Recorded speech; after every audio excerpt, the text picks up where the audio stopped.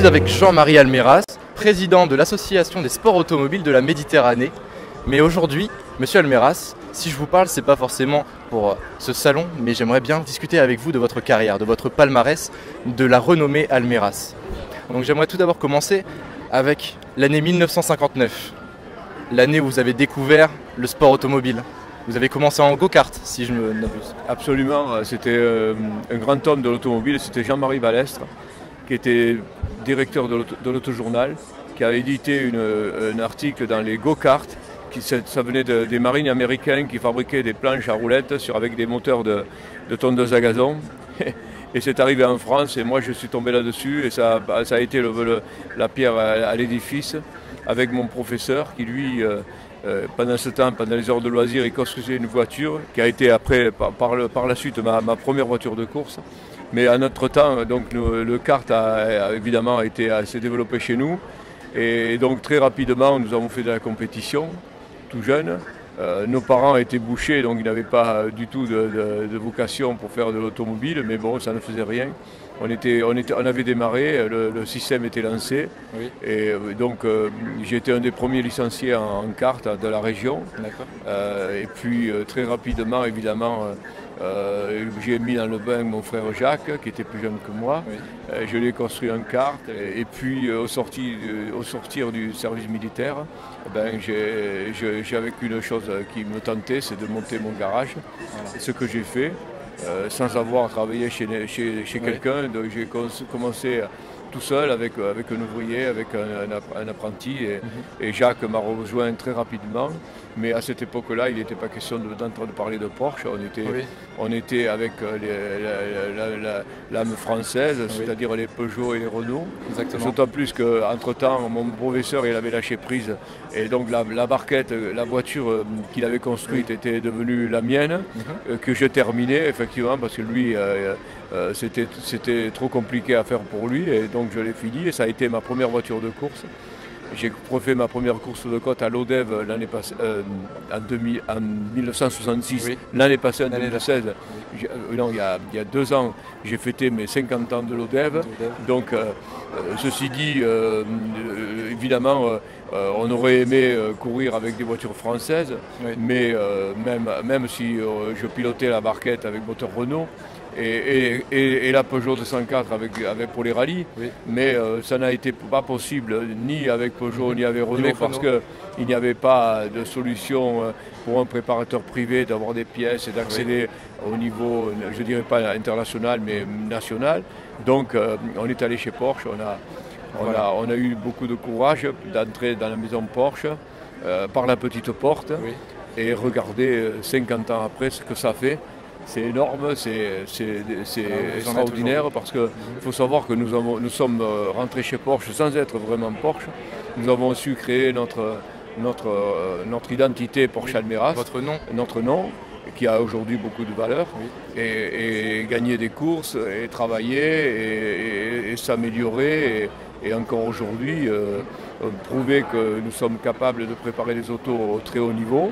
Puisque nous avons gagné des très grands rallyes, j'étais 4 fois champion d'Europe, 4 fois champion de France. Alors Jean-Marie, moi j'aimerais bien revenir sur justement ce départ chez Porsche, car on sait qu'il y a une petite anecdote à dire sur votre première Porsche, qui était à Michel Polnareff, c'est ça? Ah oui, oui. Mais avant de faire une voiture à Johnny Hallyday, par la suite, nous avions démarré avec la voiture de Michel Polnareff sans le savoir. Oui, et il y est pour rien lui, mais bon, en attendant, lui il avait cassé et nous l'avons réparé. Et avec ça a fait notre première voiture de compétition. Et avec celle-là, nous avons fait le Critérium des Cévennes. Nous avons été le premier équipage régional aux Cévennes en 1968. Oui. Donc pour nous, c'est un grand honneur d'avoir pu démarrer avec cette Porsche. Et ça a été le début de notre carrière.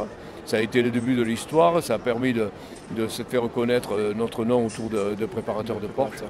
Et à partir de là, l'aventure s'est développée. Jean-Marie, j'aimerais vous parler de quelqu'un en particulier. Quelqu'un qui, je pense, vous a aidé. J'aimerais vous parler de Jürgen Barth. Ah oui, alors Jürgen, c'est notre frère allemand. Disons que on est 2 frères, mais il y en a un qui est en Allemagne, qui s'appelle Jürgen. Et il nous a toujours suivis. Il a été notre dénominateur commun, oui. Chez Porsche. il a ouvert les portes, parce que son père était un grand ami de M. Porsche. Et son père, comme nous, faisait des courses de côte. Et Jürgen, il a pensé que les frères rappelaient beaucoup son père qui était disparu. Et donc il nous a aidés, il a fait beaucoup de choses avec nous. Quand nous avons, en 1989, accédé au championnat du monde des voitures de sport, Jürgen nous a permis de nous engager dans ce championnat du monde, nous a aidés pour que ça soit plus facile pour nous, parce qu'on est un équipage français là-dedans. C'était très difficile et très onéreux, mais nous sommes arrivés. Nous avons fait 12e du championnat du monde. Il y avait des pilotes comme Michael Schumacher, Jean-Louis Schlesser, Mauro Baldi, des noms énormes dans la compétition automobile. Et nous, nous avons pu tirer notre épingle du jeu et avoir eu le courage de faire avec cette voiture. Vous avez ici une Matra 650, mais nous avions piloté une Porsche 962 qui est le même genre que cette voiture. Pour nous, c'est un grand souvenir. Et justement, ce qui est étonnant avec Almeras, le nom Almeras, c'est que vous avez commencé dans la course de côte, et ensuite il y a eu un passage par le rallye, et ensuite vous êtes, après votre sortie de route à Alpes en Autriche, vous êtes retourné sur la piste. Non, c'est parce que c'est pas après la sortie de route. La sortie de route, bon, c'était un petit incident dans la compétition, comme il y en a beaucoup. Évidemment, on ne fait pas d'omelette sans casser les œufs. Évidemment, tous les grands pilotes ont eu des accidents. Je crois qu'il n'y a qu'Alain Prost qui n'en a pas eu. Alain Prost, roulait-il peut-être pas assez fort. Voilà. Bon, mais Jacques Lafitte a eu l'accident, Michael Schumacher également. Malheureusement, Ayrton Senna est décédé aussi. Voilà. Niki Lauda aussi. Niki Lauda, évidemment. Bon, non, nous, il s'avère qu'en 1983, on avait décidé d'accéder à un autre milieu de l'automobile par le circuit. Et donc on a commencé la production, la superproduction, les coupes et le championnat du monde des voitures de sport. Et pendant une dizaine d'années, on a fait du circuit.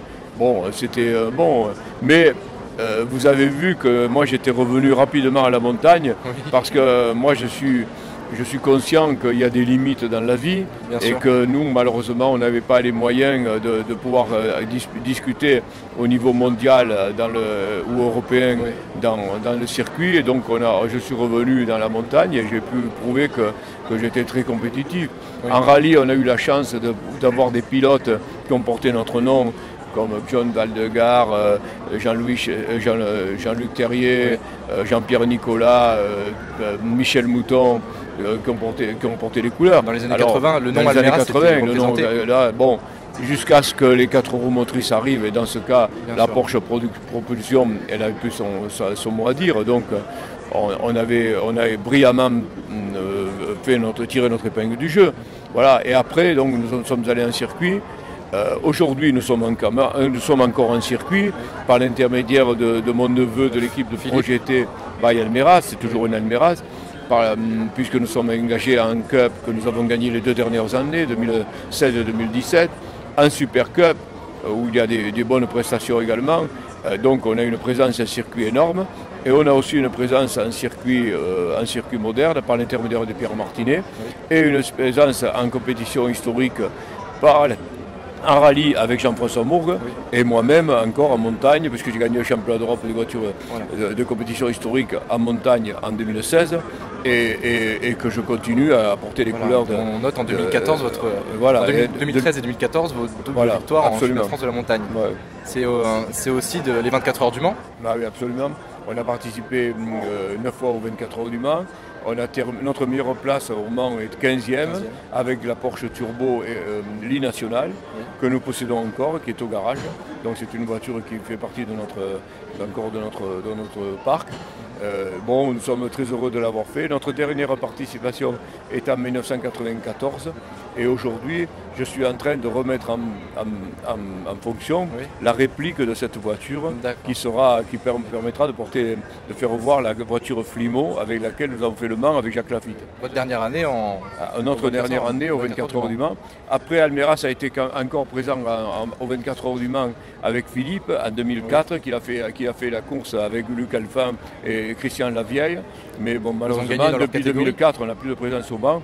Mais rien ne dit que dans le futur, il y ait un Almeras, que ce soit Philippe ou l'équipe Projeté, qui ne soit engagé aux 24 heures du Mans. Bon, ceci dit, plus ça va, plus c'est difficile de participer au Mans parce que Oui. ça coûte de plus en plus cher et c'est de plus en plus difficile pour des équipes privées de Oui. participer. Mais bon, l'histoire, vous savez, ça se renouvelle et il n'y a pas de raison que ça n'y arrive pas. Parce qu'on se souvient, en Superproduction, vous étiez une équipe privée, mais vous avez quand même battu les équipes usines. Ah oui, en Superproduction, nous avons fait premier en 1988 devant les équipes d'usine comme Renault, Audi, Peugeot et consorts.